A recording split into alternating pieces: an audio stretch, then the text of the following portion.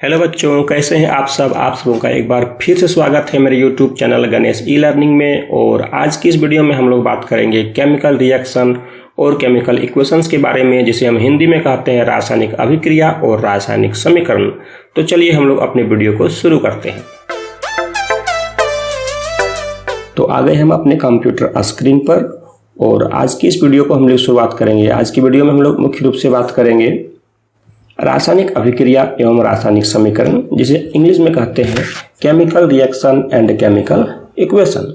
देखिए, हमारे दैनिक जीवन में बहुत तरह के परिवर्तन होते हैं, जिनमें हम कुछ को कहते हैं भौतिक परिवर्तन और कुछ को कहते हैं रासायनिक परिवर्तन, जो कि हम लोग अपने पिछले कक्षाओं में पढ़ चुके हैं। बहुत तरह के रासायनिक परिवर्तन, जैसे कि दूध से दही बनना, भोजन का पचना, लोहे में जंग लगना इत्यादि बहुत सारे परिवर्तन हैं जो रासायनिक परिवर्तन हैं। रासायनिक परिवर्तन का मतलब होता है जिसमें नए पदार्थ का निर्माण होता है, उसे हम रासायनिक परिवर्तन कहते हैं। तो सबसे पहले हम लोग बात करेंगे कि रासायनिक अभिक्रिया हम किसे कहेंगे। तो देखिए, आप हमारे स्क्रीन पर देख सकते हैं, जब कोई पदार्थ अकेले या किसी अन्य पदार्थ के साथ क्रिया करके भिन्न गुण वाले पदार्थ का निर्माण करते हैं तो इस प्रक्रिया को रासायनिक अभिक्रिया कहते हैं। देखिए, इसमें आपको मुख्य रूप से जो चीज मिलेगा वह मिलेगा अकेले या किसी अन्य पदार्थ के साथ क्रिया करके भिन्न गुण वाले नए पदार्थ का निर्माण करते हैं तो इस प्रक्रिया को हम लोग बोलते हैं रासायनिक अभिक्रिया।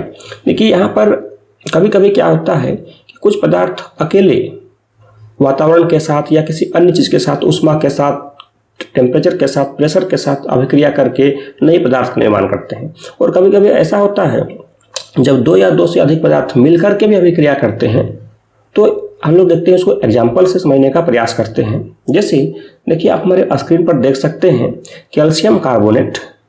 इसको जब हम लोग गर्म करते हैं, क्या करते हैं, गर्म करते हैं, तो कैल्शियम कार्बोनेट को गर्म करने पर कैल्शियम ऑक्साइड और कार्बन डाइऑक्साइड बनता है। जैसा कि आप हमारे स्क्रीन पर देख सकते हैं, यहाँ कैल्शियम कार्बोनेट है, ये कैल्शियम कार्बोनेट है। जब हम इसे गर्म करते हैं तो कैल्शियम ऑक्साइड बनता है और कार्बन डाइऑक्साइड गैस उत्पन्न होती है। यहाँ देखिए, यह अकेले है, यह किसी के साथ अभिक्रिया नहीं कर रहा है। चलिए हम लोग एक और एग्जाम्पल को देखकर इसको समझने का प्रयास करते हैं। देखिए, आप हमारे स्क्रीन पर देख सकते हैं हाइड्रोजन और क्लोरीन को जब हम लोग सूर्य के प्रकाश में रखते हैं, सूर्य के प्रकाश में रखते हैं, तब हाइड्रोजन क्लोराइड का निर्माण होता है। यहाँ पर हाइड्रोजन और क्लोरीन दोनों आपस में मिलकर के अभिक्रिया करते हैं और हाइड्रोजन क्लोराइड का निर्माण करते हैं। तो इस तरह से हम लोगों ने क्या समझा कि जब कोई पदार्थ अकेले या किसी अन्य पदार्थ के साथ क्रिया करके भिन्न गुण वाले नए पदार्थ का निर्माण करता है तो इसी प्रक्रिया को हम लोग बोलते हैं रासायनिक अभिक्रिया, यानी कि केमिकल रिएक्शन। ठीक है, चलिए हम लोग थोड़ा सा और आगे बढ़ते हैं।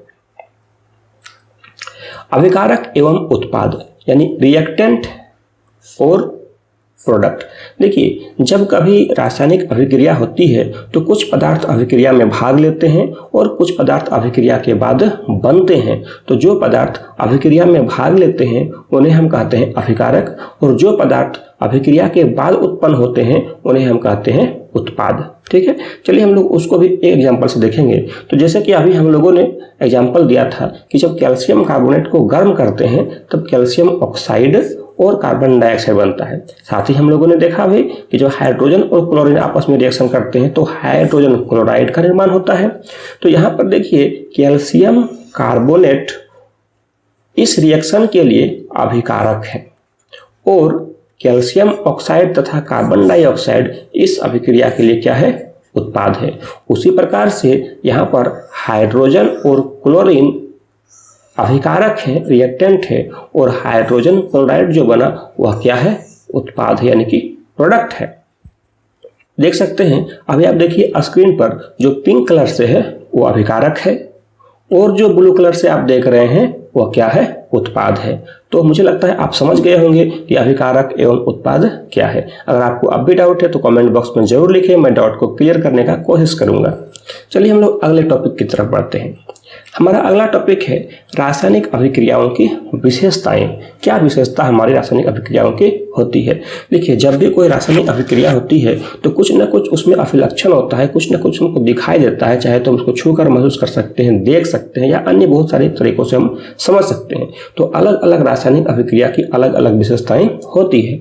हम यहाँ एक एक करके कुछ विशेषताओं को देखेंगे। सबसे पहले हम बात करेंगे, पहला जो विशेषता है वो है गैस की उत्पत्ति। देखिए, जब कभी रासायनिक अभिक्रिया होता है तो कुछ वैसी अभिक्रिया होती है जहां गैस की उत्पत्ति होती है। जैसे तो जब जिंक के टुकड़े पर तनु सल्फ्यूरिक अम्ल का रिएक्शन होता है तब यहां से हमें हाइड्रोजन गैस उत्पन्न होता है। तो हम बोल सकते हैं कि बहुत सारे ऐसे रिएक्शन होते हैं जहां पर गैस की उत्पत्ति होती है, तो गैस उत्पन्न हुआ, यह भी उसका एक रासायनिक अभिक्रिया का विशेषता है। दूसरा है अवक्षेप का निर्माण। अवक्षेप का निर्माण क्या है कि जब कभी रासायनिक अभिक्रिया होता है तो कभी कभी ऐसा होता है कि कुछ अवक्षेप लास्ट में बच जाता है। जैसे सोडियम क्लोराइड के जलीय विलयन में, सोडियम क्लोराइड के जलीय विलयन में जब हम लोग सिल्वर नाइट्रेट का विलयन डालते हैं, सिल्वर नाइट्रेट का विलयन डालते हैं तो डालने पर हमें सिल्वर क्लोराइड का अवक्षेप प्राप्त होता है। सिल्वर क्लोराइड का क्या होता है, अवक्षेप प्राप्त होता है, अवक्षेप प्राप्त होता है। तीसरी विशेषता है रंग में परिवर्तन। बहुत सारे वैसे भी अभिक्रिया होता है जहां पर अभिक्रिया के बाद उसके रंग में परिवर्तन हो जाता है। जैसे पोटेशियम परमैंगनेट के बैंगनी रंग के विलयन में जब हम लोग थोड़ा थोड़ा करके नींबू का रस डालते हैं तो विलयन का बैंगनी रंग धीरे धीरे गायब हो जाता है। इसी प्रकार से पोटेशियम डाइक्रोमेट के अम्लीय विलयन का रंग नारंगी होता है। यदि इसमें सल्फर डाइऑक्साइड गैस प्रवाहित करते हैं तो विलयन का रंग नारंगी से हरा हो जाता है। अगली विशेषता है ताप में परिवर्तन। कुछ रासायनिक अभिक्रियाओं के फलस्वरूप ताप में परिवर्तन होता है। जैसे यदि हम कली चूना यानी क्विक लाइम की एक ढेले पर पानी गिराते हैं तो पर्याप्त मात्रा में ऊष्मा उत्पन्न होती है और वह काफ़ी गर्म हो जाता है। इस तरह की अभिक्रिया को हम लोग बोलते हैं ऊष्माक्षेपी अभिक्रिया। लेकिन कुछ वैसे भी अभिक्रिया होते हैं जिसमें ऊष्मा उत्पन्न नहीं होती है बल्कि उसको ऊष्मा देना पड़ता है। उस तरह की अभिक्रिया को हम लोग बोलते हैं ऊष्माशोषी अभिक्रिया। अगली विशेषता है अवस्था में परिवर्तन। बहुत बार ऐसा होता है कि रासायनिक अभिक्रिया के समय पदार्थों के अवस्था में परिवर्तन हो जाते हैं। जैसे जब हम लोग मोमबत्ती को जलाते हैं तो मोमबत्ती को जलाने पर मोम का कुछ भाग द्रवित होकर के नीचे गिरता है और कुछ भाग जो होता है भाप बन करके ऊपर उड़ जाता है। इसका मतलब हुआ कि मोमबत्ती के जलने पर ठोस मोम द्रव और गैस में परिवर्तित होता है। तो इस तरह से हम लोग बोल सकते हैं कि रासायनिक अभिक्रियाओं की मुख्य विशेषताएं निम्न रूप से है। पहला क्या है, पहला है गैस की उत्पत्ति, दूसरा अवक्षेप का निर्माण, तीसरा रंग में परिवर्तन, चौथा ताप में परिवर्तन और पांचवा हमारा है अवस्था में परिवर्तन। ये सारी चीजें रासायनिक अभिक्रियाओं की विशेषता है। चलिए हम लोग थोड़ा सा और आगे बढ़ते हैं अपने टॉपिक की तरफ। देखिए, रासायनिक समीकरण। समीकरण हम लोग किसको कहते हैं, तो जब कभी रासायनिक अभिक्रिया होती है तो रासायनिक अभिक्रिया में जो जो पदार्थ भाग लेते हैं उन सारे पदार्थों को जब हम लोग संकेत और सूत्र की सहायता से दिखाते हैं तो ये जो अरेंजमेंट है, जो व्यवस्था है, इसी को हम लोग कहते हैं रासायनिक समीकरण। चलिए हम लोग स्क्रीन पर देखते हैं। जब किसी रासायनिक अभिक्रिया में भाग लेने वाले पदार्थों को संकेतों एवं सूत्रों, दो इंपॉर्टेंट चीज है, संकेतों एवं सूत्रों के माध्यम से दर्शाते हैं तो इस व्यवस्था को हम लोग कहते हैं रासायनिक समीकरण। चलिए हम लोग एक एग्जांपल से देखते हैं। जैसे आप देखिए, हमारे स्क्रीन पर आप देख सकते हैं कि हाइड्रोजन और क्लोरीन को जब मिलाते हैं तो हाइड्रोजन क्लोराइड का निर्माण होता है। तो यहाँ पर भाग लेने वाले पदार्थ हैं हाइड्रोजन और क्लोरीन और बनने वाला पदार्थ है हाइड्रोजन क्लोराइड। तो जब हम लोग हाइड्रोजन के सूत्र और क्लोरीन के सूत्र को दिखाएंगे और इस तरह से हम अभिक्रिया को कंप्लीट करेंगे तो H2 + Cl2 = यानी हो गया हमारा 2HCl। तो ये जो नीचे वाला हम लोग दिखाएं, यह क्या है, एक अरेंजमेंट है, एक व्यवस्था है ऊपर की अभिक्रिया को दिखाने के लिए। तो इसे ही हम लोग क्या कहेंगे, रासायनिक समीकरण। रासायनिक समीकरण।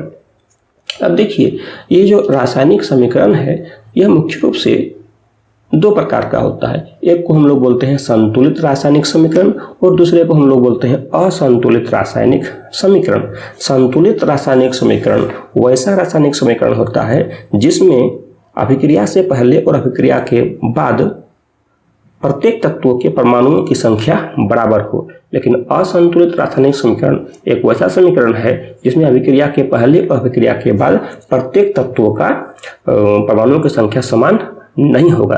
तो हम इसको डिफाइन कैसे करेंगे, तो हम बोल सकते हैं संतुलित रासायनिक समीकरण वह समीकरण है जिसमें समीकरण के दोनों ओर प्रत्येक तत्वों के परमाणुओं की संख्या समान होती है, जबकि असंतुलित रासायनिक समीकरण वह समीकरण है जिसमें समीकरण के दोनों ओर तत्वों के परमाणुओं की संख्याएं समान नहीं होती है। चलिए हम लोग इसको एक एग्जाम्पल से देखने का प्रयास करते हैं।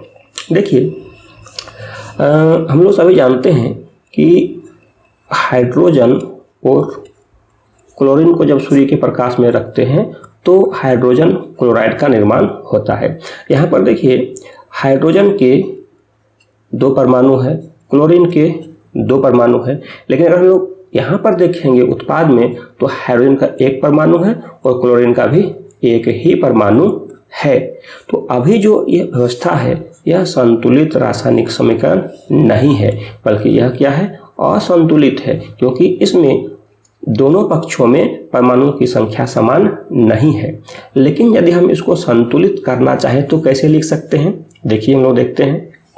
देखिए, H2 प्लस Cl2 HCl। अब देखिए यहाँ पर परमाणु की संख्या हाइड्रोजन का कितना है, 2, क्लोरीन का भी 2।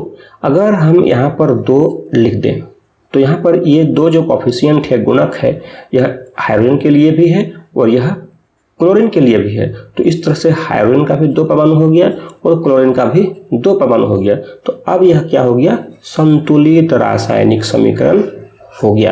यानी संतुलित रासायनिक समीकरण कैसा हुआ, H2 प्लस Cl2 2HCl, यह हो गया हमारा संतुलित रासायनिक समीकरण। जबकि पहले यह क्या था, यह था असंतुलित। ठीक है, तो आशा करता हूँ ये वीडियो आपको अच्छी लगी होगी।